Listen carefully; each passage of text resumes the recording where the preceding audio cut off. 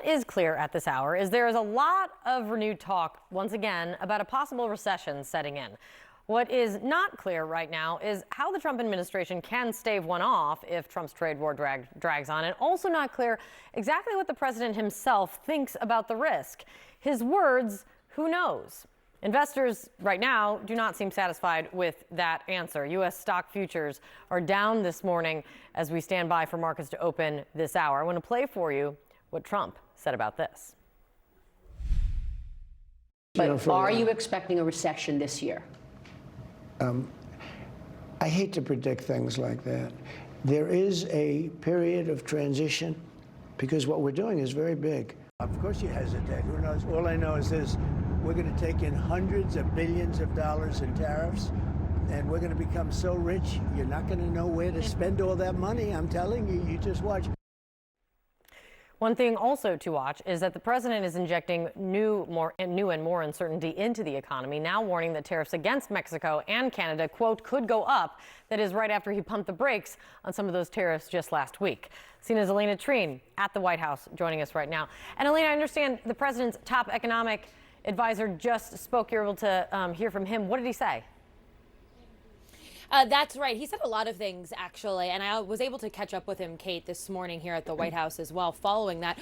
First of all, he tried to argue that some of the uncertainty in the market, a lot of the uncertainty around trade policy and tariff policy is going to be offset by other economic priorities, like the tax cuts that are being proposed in this current spending bill. Of course, we have to see how that goes, and if there is a shutdown on Friday, that will only thrust the economy into more uncertainty. But he also argued and acknowledged that people are concerned about these tariffs, but he again said that he believes it would be temporary. Take a listen to how he put it.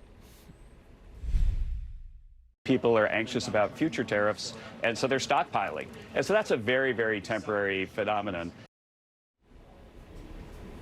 So that's very similar rhetoric, Kate, to what we've heard the president say. Look, I mean, it is very different from also the rhetoric I think that we're used to as someone who's covered the president over the past 2 years. He's often overly optimistic, uses a lot of hyperbole, but he's been very open about saying there is going to be some short-term disturbances because of these tariff policies. And I think the stop and start nature of it, of course, as well, the having them be imposed, then taking a 1 month pause, imposing them again, then giving some exceptions for another month and saying they're going to go into effect on April 2nd. All of that is kind of whiplash we are seeing affected in the stock market. But again, we heard the president say, don't pay too much attention to the stock market. He says that, he admires the way that China has a 100-year outlook. He thinks that the United States needs to be more long-term and allow for the markets and Americans really to be patient. But I did find it very striking that he twice did not rule out higher prices at a time when so many Americans are concerned about their wallets, about inflation,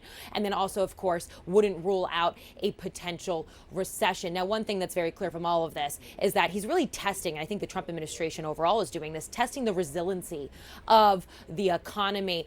And again, trying to look really far ahead rather than in the short term. But all of that we're still seeing. In the meantime, the market's really reacting to this. As you mentioned, stock futures down, and a lot of people concerned about what that could mean. And economists as well warning that in the next 12 months, if we don't see things change, there could be a recession, or as many people are concerned about, stagflation as well, Kate.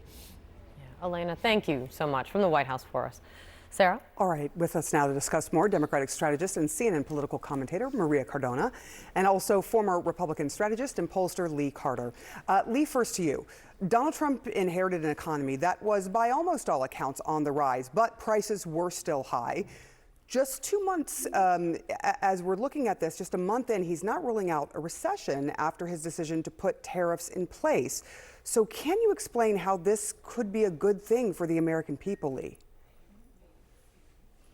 Well, I think that there's a lot of people who do believe that the system is unfair.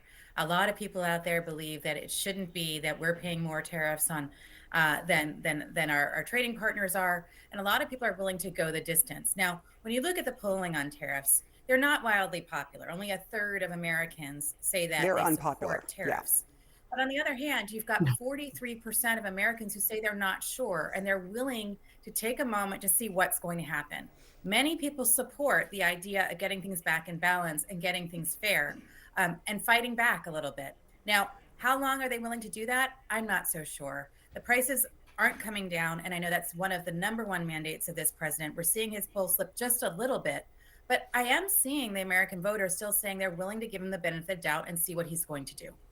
Maria, the United Auto Workers Union's leadership says it supports Trump's tariffs because the free trade agreement did not create the jobs they argue in America. In fact, indeed, sucks jobs away from America. What did Democrats say to that argument?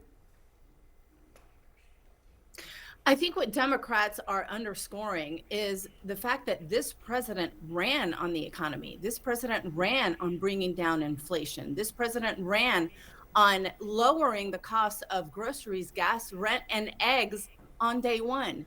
Do you know what he posted this past weekend on his Truth Social, Sarah? He posted a message saying, "Shut up about the price of eggs." That's how much this president cares about the promises that he made to America's working families, to those exact voters who trusted him to take care about this number one issue. That's why you're seeing his poll numbers go down. That's why you're seeing that the majority of Americans don't think he's done enough to focus on inflation, the number one issue for them in the election, and the number one issue that they trusted him on. So all of this, I think, is going to come back and bite him politically, because it has been a huge betrayal of that one promise that he made to the American people. And what else are they seeing?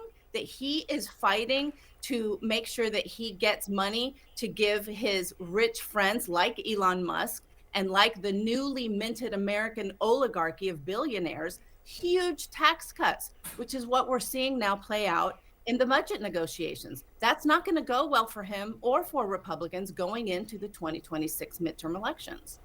I do want to talk about the fact that Canada made up just 0.2% of fentanyl seizures at the U.S. border last year. But the White House economic advisor has time and again, Kevin Hassett, said that this is a drug war, not a trade war. Is this an honest argument, Lee? I think it's a very interesting reframe of the argument, because it's not just about Canada. We're also looking at Mexico. We're also looking at China, where there are significant issues with fentanyl. And many people had said there was no way that this was going to do anything on the fentanyl, and that there was this impossible to implement. And yet already we're seeing a huge shift in behavior in Mexico. So I do believe that, while it's not fair in its totality because of what, as you described, Canada, I do think that it's a fair assessment of what they're trying to do when it goes back to China, when it comes to Mexico, and we're seeing the impact of that already. So why go after Canada, I guess, is the big question, who have been unequivocal in their fight against America. They literally can't believe that the people they thought were their closest allies and friends are now putting them in this position. I can't explain why he's decided to go after Canada. That was to Lee. Go ahead, Lee. Oh, I can't explain why he's going after Canada, but I don't think this is all about one issue. We're not just talking about fentanyl, and we're not just talking about one thing. We're talking about fair trade across the board. And I think that, in that issue, when it comes to Canada, there are some things that he's bringing up that many people will say are worth discussing. Is it fair to treat them the same way that we're treating some of the other trade partners, which really are causing huge problems for us? I don't think so. And I don't think it's popular with American people. And it's certainly causing friction when you look at polling how Canadians are viewing Americans. Maria, I want to talk about the shutdown that is 4 days away unless there is something passed. Republicans do or could go this alone. And we're hearing from John Fetterman saying, I am never going to vote for a government shutdown. What are Democrats going to do on all this? I think we need to wait and see what Democratic senators are going to do on this, Sarah, which I think is going to be where the real decision-making is going to have to be done. In the House, Republicans own it all. They can and should pass this House bill on their own because they did nothing to bring Democrats to the table to negotiate and to try to come up with a bipartisan compromise, which is what should happen from the appropriations process. And that's what Democratic senators are hoping will happen ultimately in the Senate. There is a bipartisan effort still going on for appropriators to actually do what their job is, which is to come together, figure out the appropriations, and go through the process that is what is supposed to happen. Now, with all due respect to Senator Fetterman, he talked about how he will not shut down the government. And I think that's a good idea to have, and that's a good effort to have. Democrats do not want to shut down the government. He said that he will never do this because he's not going to, put the House on fire. But with all due respect to him, the House is already on fire.